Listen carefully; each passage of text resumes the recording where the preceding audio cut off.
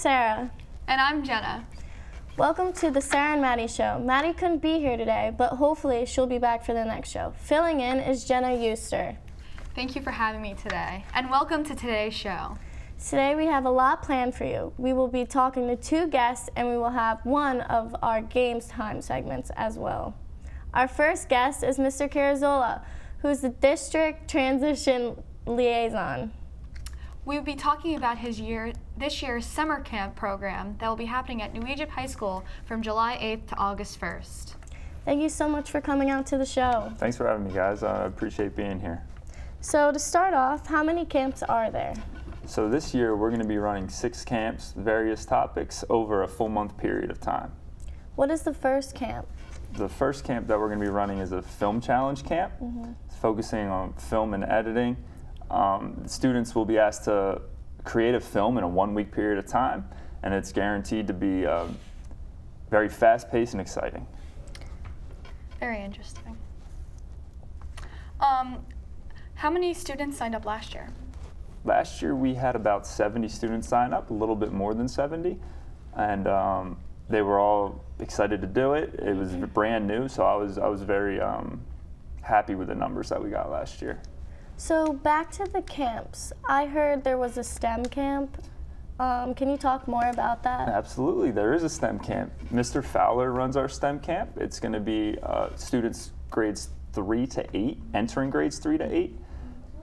He's going to work it out of the STEM lab in the high school. So a lot of the younger kids are going to have the opportunity to be able to work on the equipment in the new STEM lab and try to engage in creative design, building, those type of concepts.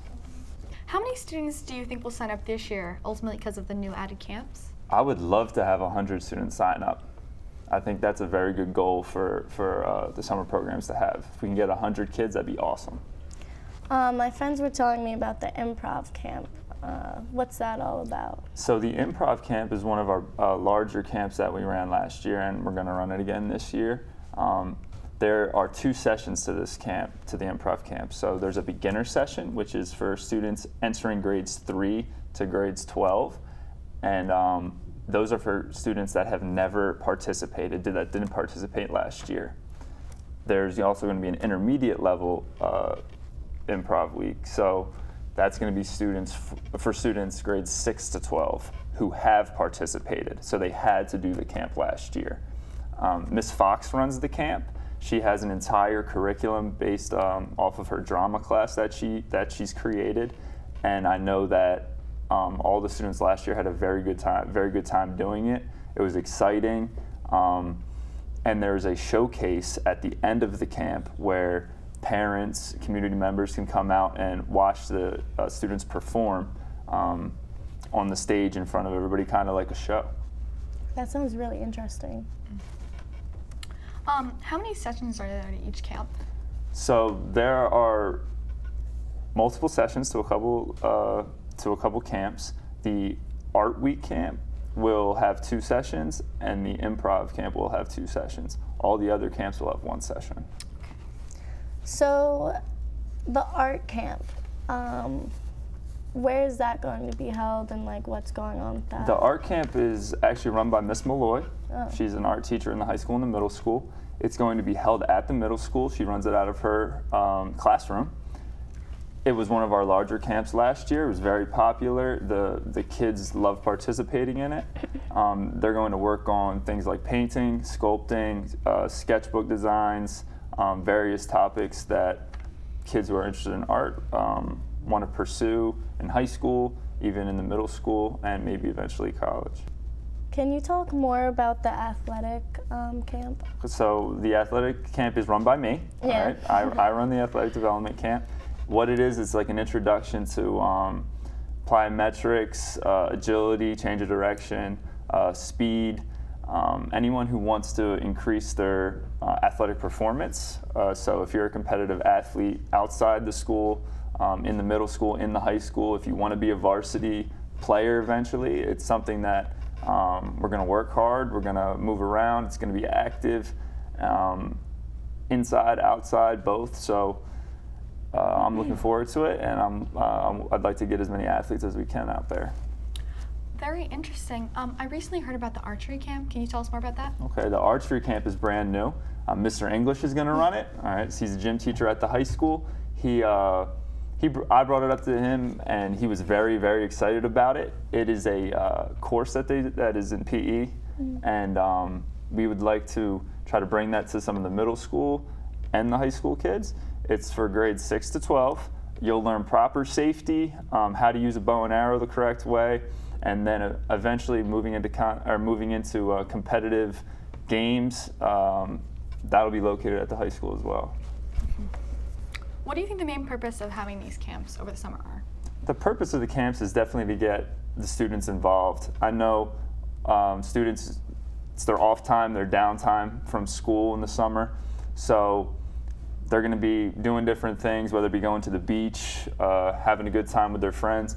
But it is also very important to participate, to stay involved in your education, especially in our community where it's smaller based community. There's we're trying to have options that we can go out and practice and explore, whether it be archery, whether it be athletics, whether it be film. But having those options for our students to participate in, I think, is very important. I feel like this camp is going to be really fun and like a great experience because it also seems like kids are going to make new friends, like, and learn how to do all this fun activities and stuff. I agree with you. I think it's something that's beneficial for kids of all ages, whether it's being around their friends, forming new friends, learning new concepts, or even practicing old ones that they've learned in school. And for anyone who wants to pursue any of the topics that we have available in the summertime, further down the line in their education, whether it's high school, college, this gives them the time to practice and to work on them. So I think it's beneficial. Do you think it's beneficial for the younger kids in middle school and elementary school to kind of build relationships with the teachers from the high school? I think it's very important. All right, so in our we're used to being in the high school, so we see the teachers in the high school all the time. The younger kids, not as often. All right, so when they're coming up through the ranks, through elementary schools, through middle school, they're used to their environment, they're used to their teachers. Eventually they're going to be in high school. So introducing that relationship and getting to know the teachers who are running the camps, very important, because one day they're going to be their teachers. Yeah. Thank you for telling everything about this amazing summer program. Yeah, thank you so much. It sounds like it's going to be a lot of fun, and plus there are a wide variety of activities to choose from. Don't forget, early registration starts on March 18th and ends on April 19th. And regular registration starts April 22nd and closes June 3rd. So be sure to sign up. We will be right back with more of the Sara and Maddie Show after this. What's your name? Hannah Lombardo. Rich Alessandro. Sarah Weber. Holly Wetzel. Hi everyone, I'm Cole Curran. What was your favorite thing about middle school? The dances. Cool. Oh, easily the dances. The middle school dances. The dances. Probably the dances.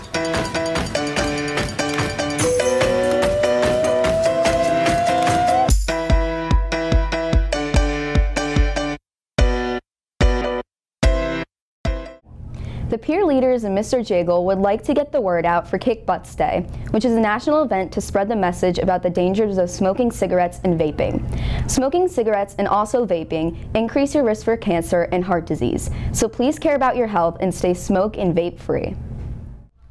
Welcome back. Next, we will welcome Alex Pavluk to the show. Alex is a member of the Relay for Life team, and he will be talking about the upcoming event. Joining us now is Alex Pavluk. How are you doing today? I'm good. How are you? We're great. I'm doing fantastic. That's good to hear. So to start off, when is the relay taking place and where is it taking place? So Relay for Life this year is going to be on May 11th. It's taking place at the New Egypt High School track. What's the ultimate goal for this year? The ultimate goal for Relay is to raise money and awareness for cancer survivors and ultimately getting a cure. It is something along those lines. The event is meant to really help those patients and the caretakers and really say, like, hey, the community's here for you, the nation's here for you, the world is here for you. So do you have a team, and how big is your team? So the team that I'm on, you're on as well. Yeah, I'm also on. It's called Connect for a Cure, and it's a pretty large team. It's comprised of most of our friends. Yeah. Pretty much half of the junior grade. It's a large portion of the junior grade. So it's going to be a lot of fun, and yeah, it's definitely a big team. Will there be survivors taking place in the ceremony? So there will be survivors at ceremonies. There's one event that they do towards the beginning where they present medals to the survivors to pretty much like say like, hey, we're here for you. All of us are here for you. We're rooting for you. That's why we're here. That's why we're walking on the track. That's why we're raising money. That's why we've put so much time and effort into this event. Yeah. So is there going to be a theme for this year's relay? So the theme for this year's relay is board games. Our team is called Connect for a Cure. There's teams involving Monopoly, Cure, a bunch of other games. Twister, doesn't matter. But yeah. So that is the theme for this year. It's board games. What is a typical relay night like? So a typical relay night goes from about 4 p.m. to about 6 a.m.